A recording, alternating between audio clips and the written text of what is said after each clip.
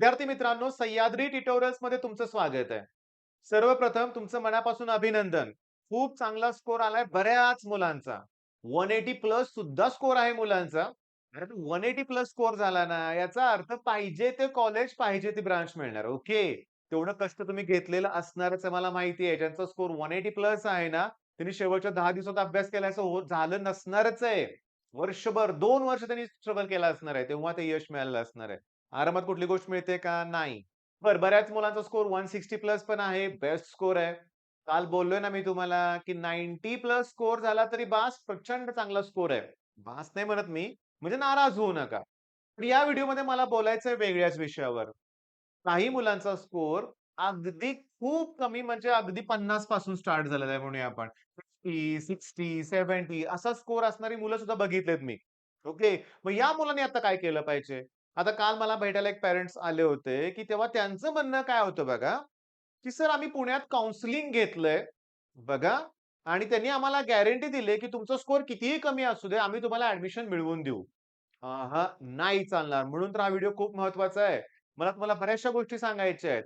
अशा वेळेस मी तुम्हाला सांगू का, लास्ट इयर आता पुण्यातलं बेस्ट कॉलेजचं नाव घेऊया, पी-आय-सी-टी. ओके. हे कॉलेज कुणालाही कॉल करत नाही. गरज काय? त्यांचे ॲडमिशन्स ऑलरेडी फुल असतात. ओके. बरं डोनेशन्स हा प्रकार तिथं चालत नाहीच आहे. ओके. आता अशा वेळेस त्या कॉलेजच्या नावाने तुम्हाला जर एखादा कॉल आला तर? की मी तुम्हाला ॲडमिशन मिळवून देतो. मी तुम्हाला सांगू का 12-12 लाखाची सुद्धा डिमांड व्हायला लागली आता. आणि पालक बघतोय सुद्धा काही पालक. अरे 12 लाख 13 लाख डोनेशन इंजिनिअरिंगला भरणं म्हणजे काय आणखीन? पुन्हा 2-2, 3-3 लाख वर्षाची फी आणखीन. गरज नाहीये. त्यामुळे मला काय म्हणायचं तुम्ही सावध राहायला पाहिजे. कमी स्कोर आहे ना, असू दे. पर्सेंटाइलची वाट बघा.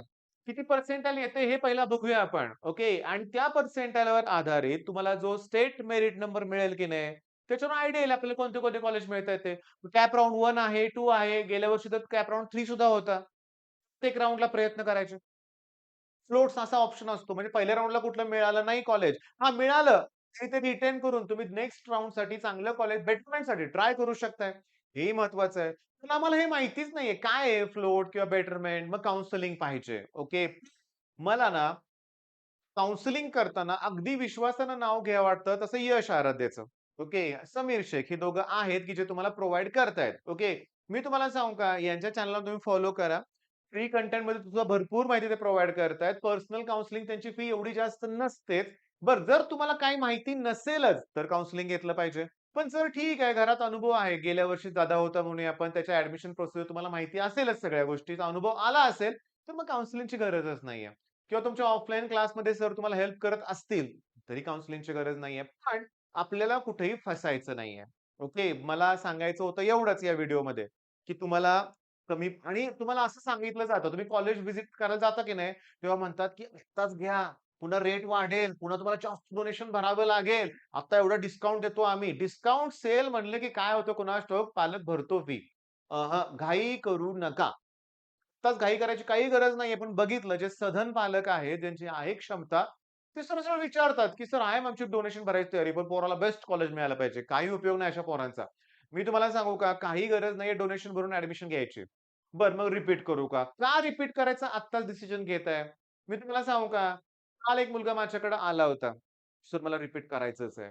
मग मी तिला काय म्हटलं माहिती का, की "ठीक आहे करूया रिपीट. चल ये आता अर्धा तास अभ्यासाला ये. दिवसभर बसायचं." "नाही सर जरा गावाला जायचं उद्यापासून येतो."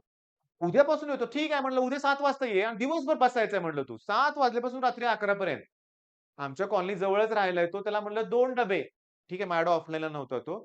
2 डबे घेऊन यायचं दिवसातून म्हटलं रात्री 11 घरी जायचं आणि दुसऱ्या दिवशी सकाळी 7 मला पाहिजे आणि हे सी होईपर्यंत कंटिन्यू करायचं. कुठल्या बर्थडेची सुट्टी मिळणार नाही, दिवाळी नाही, दसरा नाही, काही नाही. लगेच हो म्हणायला पाहिजे होतं ना, नाही म्हणला. मग असंच होतं ना, रिपीट करून रिझल्ट फार कमी मुलांचा लाभतो हा माझा अनुभव आहे. त्यामुळे तुम्ही डोनेशनच्या भानगडीत आत्ता पडायचं नाहीये. रिपीटचं नाव आत्ताच करू नका, घेऊ नका. पर्सेंटाइलची वाट बघा.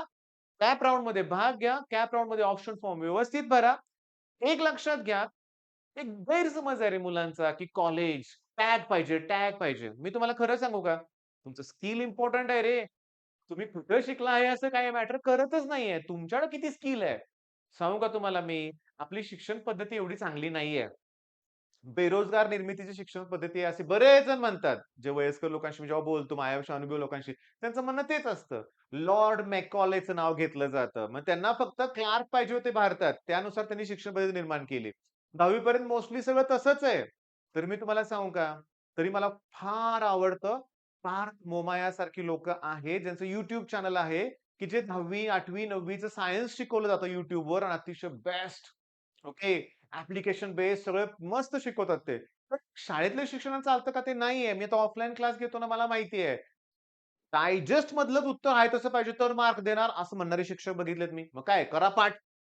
येत काहीच नाही मुलांना. फक्त लॉ पाठ असतो. Kepler second law, Newton second law of motion विचारला ना मुलांना, तर काय सांगतात माहिती आहे का? द लाईन जॉइनिंग पासून सुरुवात करतात. म्हणजे सांगतात केपलर्स लॉ. विचारलाय न्यूटन्स.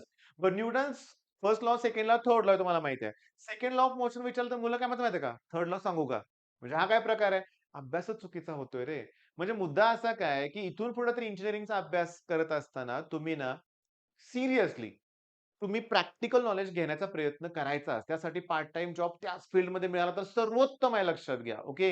बरं मग घाई न करायची नाही. अजून वाट बघा, रिझल्ट लागू दे आणि मग सगळ्या गोष्टी आपण ठरवूया. ओके. बरं आणि सगळ्यात महत्त्वाचं मगाशी मी सांगितलं तसंच यश आराध्य, समीर शेख या चॅनलला सबस्क्राईब करून ठेवा. मी तुम्हाला सांगतो हे फार थोड्या मुलांना काउन्सिलिंग प्रोव्हाईड करतात. मी गेल्या वर्षीचा अनुभव बऱ्याच वेळा सांगितलाय, परत सांगतो. आणि हो, तुम्ही माझ्या चॅनलला पण सबस्क्राईब करायला विसरू नका. सबस्क्राईब करा. मेन पॉइंट काय आहे, की यशनं गेल्या वर्षी काउन्सिलिंग लॉन्च केलं होतं. 10च मिनिटात त्याच्या सीट्स फुल झाल्या. ओके. त्यामुळे तुम्ही अलर्ट राहावा. ओके. यश आता रोज व्हिडिओ प्रोव्हाईड करेल. मी तुम्हाला सांगू का, या क्षणाला तुम्हाला त्याच व्हिडिओची मेनली गरज आहे.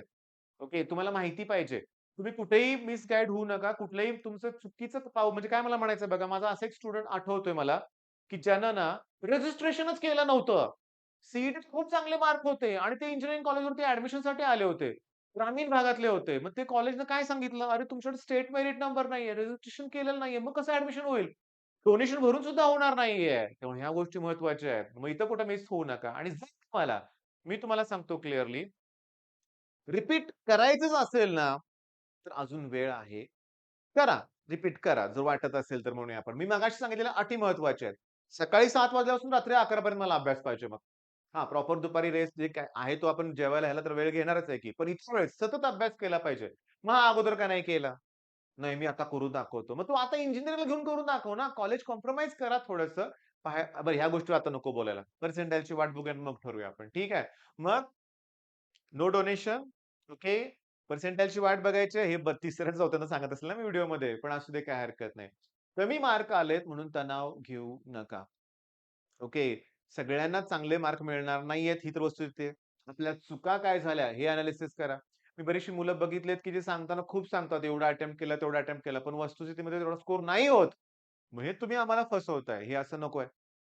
तुमचा पेपर कसा गेला? काय गेला? हे रिअली तुम्ही एनालिसिस करायला जमलं पाहिजे. मग आम्हाला काय होतं, की आम्ही अंधारात राहतो पालक म्हणून. आम्हाला वाटतं, "अरे वाह! खूप चांगला स्कोर होईल." रिझल्ट कमी आल्यावर फार धक्का बसतोय. मग माझी शिफ्ट अवघड होते अशी कारणं सुरू होतात. स्वतःच्या काय चुका झाल्या ते बघा आणि इथून पुढे होऊन देऊ नका. ओके. All the best.